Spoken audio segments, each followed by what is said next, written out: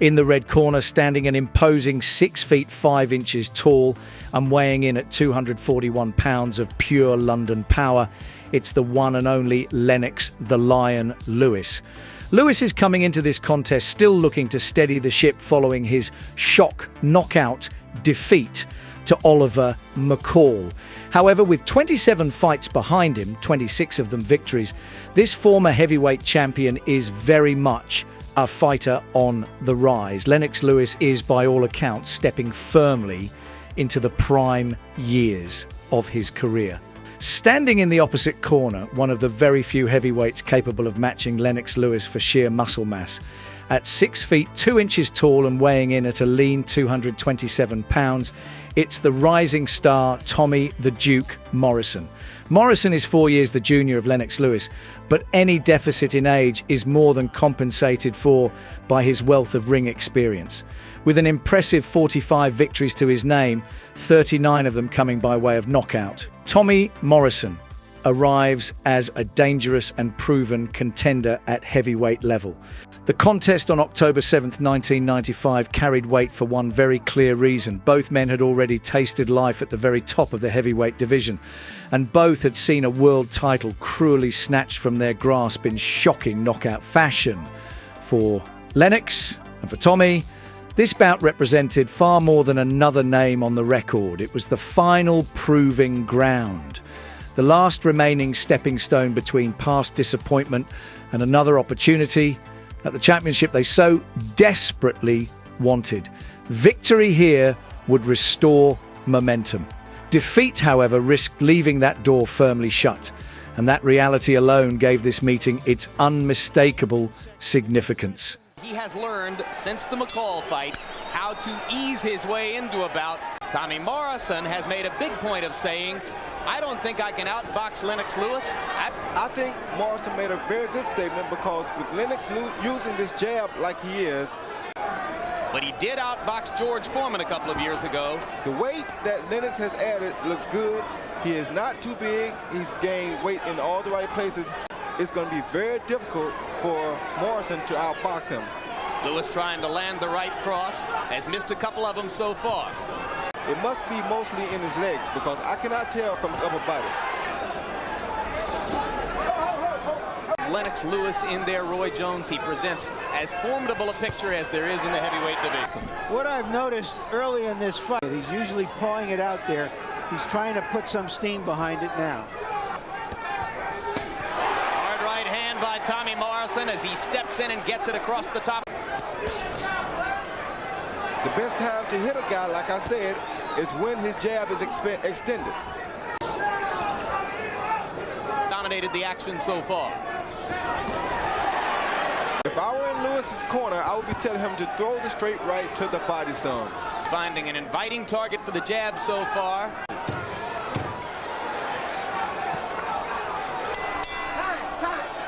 With a subtle, almost mischievous shove at the close of the opening round, the mountain of a man that is Lennox Lewis turned and strode back to his corner as though it was simply another day at the office, calm, composed and entirely untroubled. Both fighters began in a cautious, tactical manner, feeling one another out behind disciplined guards. Morrison, however, was the more willing to release his hands when the opportunity presented itself, looking to make his presence felt whenever space allowed. And secondly, it's that jab he's trying to force. 2 snapping jabs in round number 1, and that kind of activity of Emmanuel Stewart's reworking of Lennox Lewis's fighting style. That way, later in the fight, if he starts to tire, that's the right hand that Lennox throw right then that I'm saying he should throw to the body. Punches to the body at all, Roy. It's a big step forward. One thing we've noticed in Lewis's past fights, he's the shorter fighter here. For him to have an advantage, he should throw more body. He seems to be forgetting that same thing right now, though. He should be working Lewis's body as well. The left hook past Lewis's right hand. It was partially blocked. Lennox Lewis beating Tommy Morrison to the punch with the jab. Corner, Tommy was breathing, long stride, and there's a good body shot. Lewis. I thought it was a left hook. The fighters had their backs to us, so we couldn't tell. strange because Morrison seemed to be doing damage to the body, and all of a sudden he was on the canvas. Lewis just misses with the right hand, and now there's blood. And took from Lennox Lewis that put Morrison down, has apparently also cut his eye. His combinations, his big punches, which is what I told you earlier about the big punches, that he throws his head more. He makes himself a still target for Lewis. Lewis looking down can...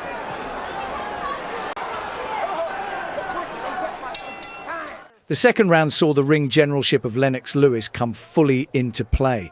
Early in the round, the hard-hitting American was sent to the canvas as Lewis asserted his authority.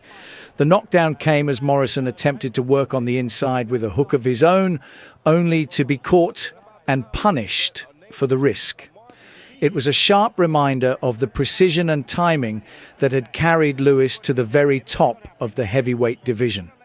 Lewis also has that right hand up around his head like a gate. The way he's throwing that hook is almost as though he's been watching some Roy Jones tapes or something. He goes right after the eye that he bloodied in the last round. Lewis still able to keep Morrison out at the end of his jabs for the time being. 11th time in the decade of the 90s that Tommy Morrison's been down.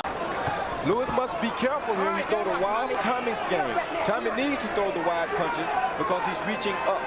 Take the pace, you can count for a 12th knockdown because he will go down. Another good left hook for Lennox Lewis. And if Morrison keeps standing out there and letting Lennox, it's harder for you to hit him from out there, and you're in his punching reach. Once he gets inside, he has to stay inside. He's eating it, and as long as that's the case, he won't go in, but he can't throw 2 and 3 punch combinations because Lennox is doing something smart. He's not full power. In the later round. Mills Lane all the way here from Nevada tonight. I can tell you one more thing that I can see. This means that Lennox... Third round coming to a close. Relatively cautious round for Lewis. The third round brought yet more evidence of the man many regarded as the king of the ring. Lennox Lewis began to target the damaged eye of Tommy Morrison, and his accuracy made those intentions abundantly clear. Morrison was forced to endure more punishment, but to his credit, he brushed it aside and pressed on, refusing to yield and continuing to show the heart and resolve that had carried him this far. Stewart's pretty confident in there, Roy. Morrison. I wouldn't try to walk him down. It's almost like backing a cat into the corner if you put your hands up and walk him down right now. There's a right hand by Morrison. Frequently with those right hands as he steps inside. House under his left eye, but he's starting to connect more and more frequently. Lewis short with the right hand. It's by Morrison. That's what I just said. It's almost going to be like backing a cat into a close, powerful, sharp punches.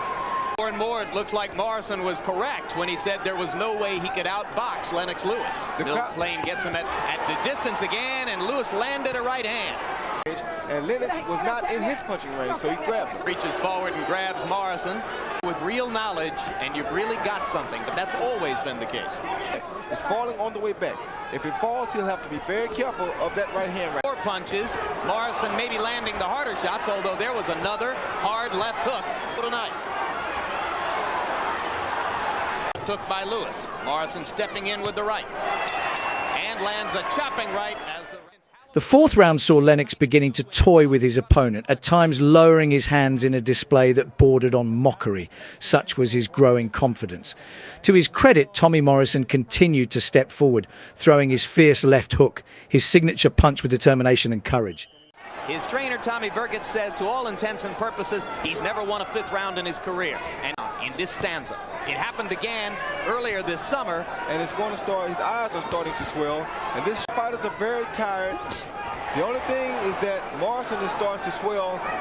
Harold Letterman, how do you have it scored so far? It's going in his eye, can't see the punches coming.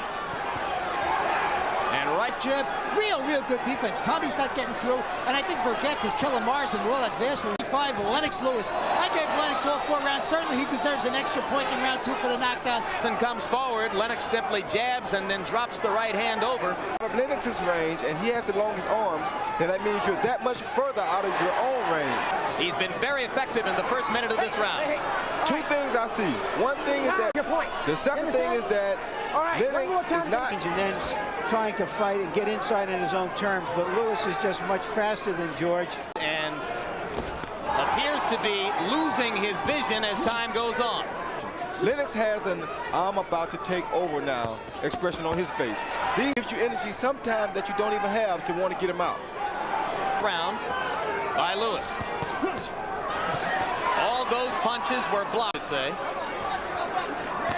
as has been the pattern throughout his career by Lennox Lewis's arms. And there's a monumental uppercut. Morrison knew it. He went immediately to the neutral corner, and that right eye's looking pretty bad. This one has the "I give up" look on him. Lennox knows it. Lennox is just going to keep coming. Combination that Morrison throws, and they're the same. So he cannot hit Lennox. Round 5 ends. The fifth round proved to be another firmly in the column of the Brit, and it brought with it yet another knockdown in the contest. Full credit must be given to Tommy Morrison for rising once more. By this stage, he appeared to be operating on little more than sheer heart, a fighter propelled forward by instinct and an absolute refusal to stay down. Wasn't even thinking of it at that point. Let's see, can he land a big shot now? Oh, that's a terrific right-hand shot. Morrison's face. Morrison has basically almost given up in this fight. Chance to try for one more knockout, then I think he knows that he's basically outclassed by Lewis. You might have heard Morrison say to the doctor, "I've still got my left hook." He'll make a statement here anytime. In pleading his own case, not been a factor so far. Down goes Morrison again, and this is becoming a blowout. His eye. He's letting his eye take him out of the fight. Third knockdown of the night for Lewis. To the jab, popping it and bringing it back the way. This is the round. He's getting very close to a stoppage here. You get that sense. Down goes Morrison again, and that's the fourth knockdown of the fight, and that'll do it. Hand up so that he completely neutralized. And there we have it. Lennox would get his man in the sixth round. A massive shout to Tommy Morrison. You were a true warrior, and may you rest in peace. Old school boxing fans, be sure to subscribe. I've been Frank Monroe. Take care.